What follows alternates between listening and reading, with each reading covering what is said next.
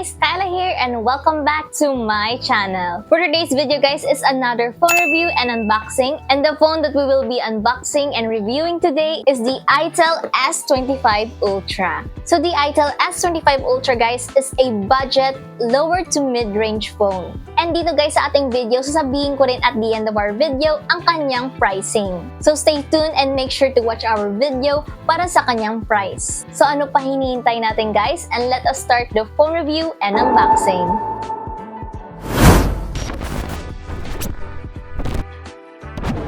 Now let us start with the unboxing.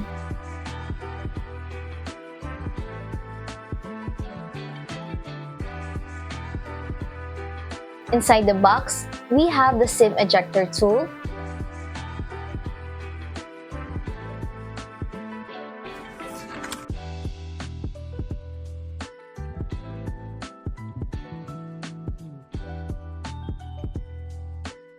and we also have here an extra tempered glass guys.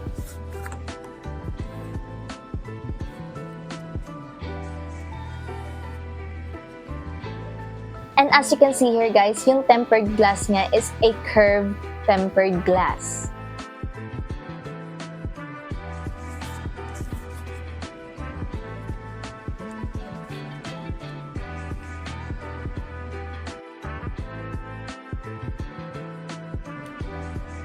And of course, we also have here the Itel S25 Ultra.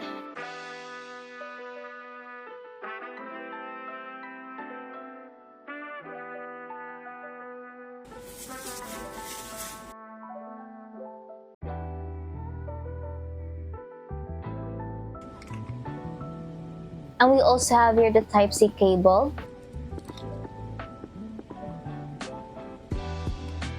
And lastly, an adapter.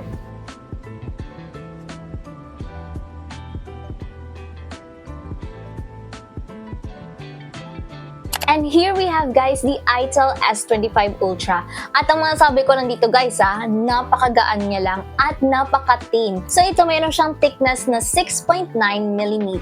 And it also has a weight of 163 grams. So itong Itel S25 Ultra natin guys is napakagaan at napakanipis niya lang guys. So dito nakikita niyo naman na sobrang nipis niya talaga. Like I think sa lahat ng mga nahawakan kong phone, ito na ang pinakamanipis na cellphone na nahawakan ko. So para sa ating Itel S25 Ultra guys, meron itong 3 different colors. So the first color is the Meteor Titanium, Bromo Black, and Komodo Ocean. So ang kulay na mayroon tayo dito guys is the Bromo Black.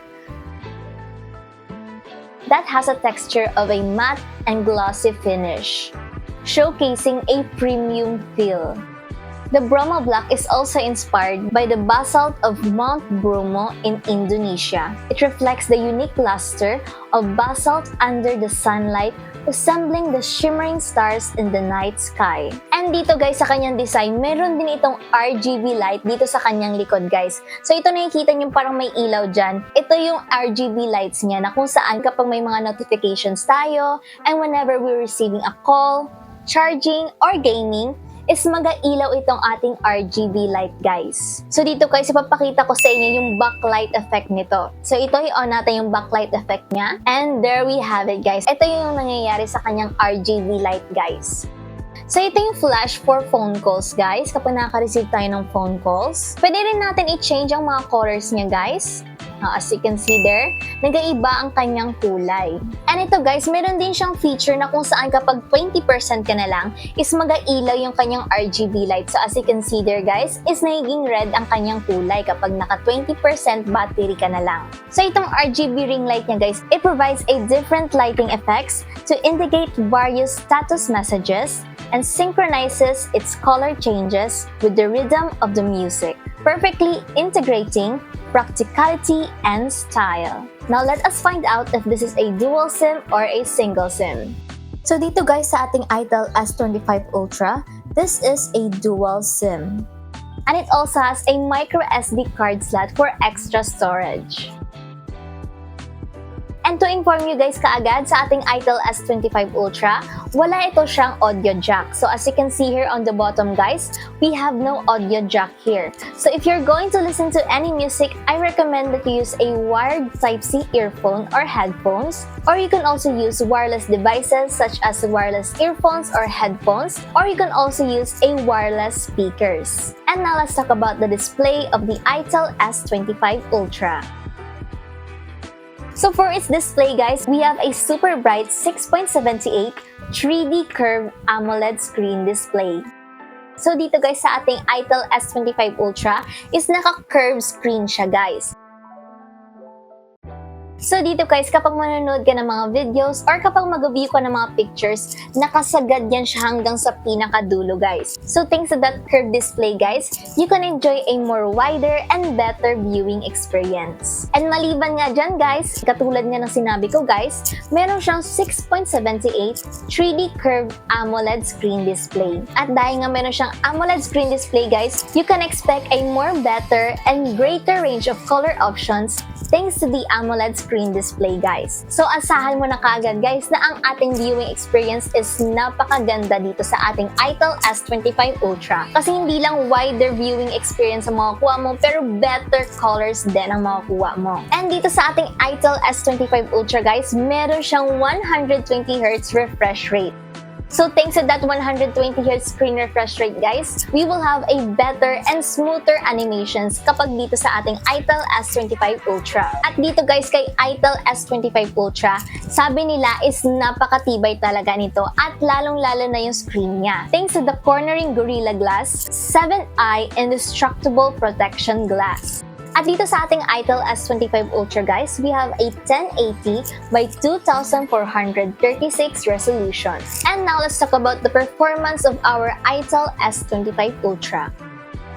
It has a Unisoc T620 processor. So para sa ating Itel S25 Ultra guys, meron siyang 3 different types of storage. So the first type of storage guys is the 128GB of ROM with 8GB of RAM and another extendable 8GB of RAM, which in totals a 16GB of RAM. And our second type of storage guys is the 256GB of ROM with 8GB of RAM and another extended 8GB of RAM. And our last type of storage guys is the 512GB of ROM with 8GB of RAM and another extended 8GB of RAM. So kung napansin nyo guys sa ating 3 types of storage, lahat sila may 8GB extendable RAM.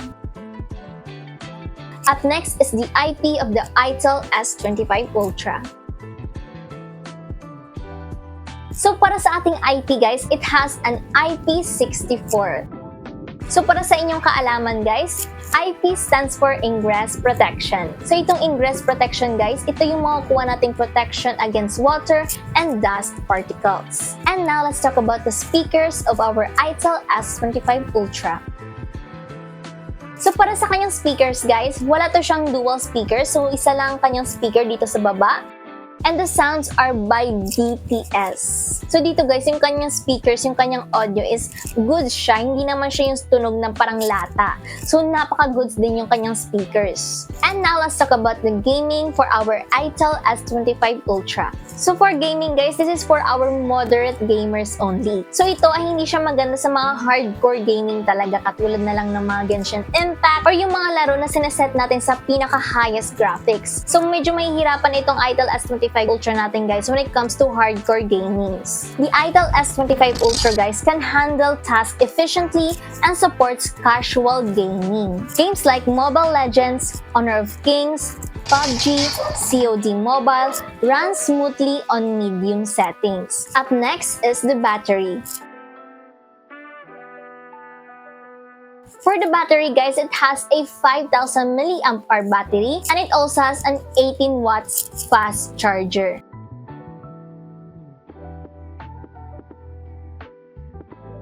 Now for our camera guys, sa kanyang rear camera, we have a 50MP ultra clear camera. And for our front camera guys, we have a 32MP AI selfie camera. And when it comes to video recording guys, we have up to 20K resolution. At dito sa ating 20K video recording guys, it has a 30 FPS. And here I will also show you a few pictures and a video for you to see. So dito sa kanyang camera guys is goods na siya when it comes to video taking and picture taking. And dito guys, if you're really looking for a good shot, kailangan mo dito ang good lighting.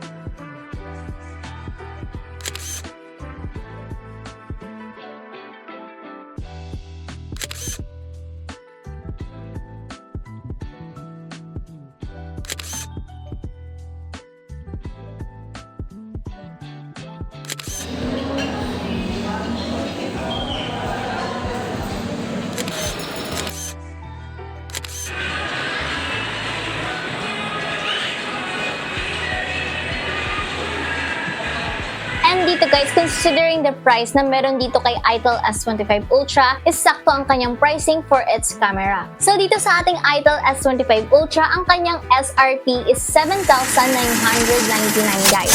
So sa halagang 7,999 is meron ka na kagang Itel S25 Ultra. And that is all for today's video guys. Thank you very much for watching and don't forget to like, subscribe, and hit that notification bell so you can be notified whenever I upload a new video. So that is all guys, and don't forget to buy your Itel S25 Ultra sa halagang 7,999 lang right now. So that is all guys, and see you on the next unboxing and phone review. Bye!